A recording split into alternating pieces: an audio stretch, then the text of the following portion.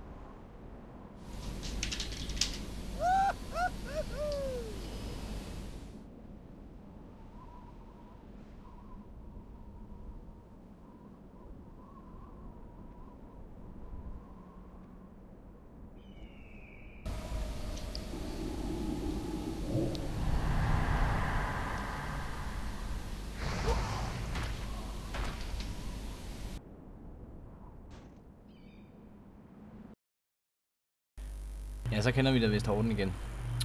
Jeg har fået tilsendt den her skriftrulle af Fluffyfest, og han spørger om ikke vi kan se en hyldest til det hårdt arbejdende folk. Dem, der står frem, hvor andre vi er tilbage, nemlig livredderne i Tanaris. Og jo, Fluffy, det kan vi faktisk godt. Jeg har tilfældigvis sådan en snas liggende. Vi kan se den først, og så kan vi jo passende se en film om, hvad der var sket, hvis det var Shurgos, der var kommet til Orgrimmar, og ikke David Brent.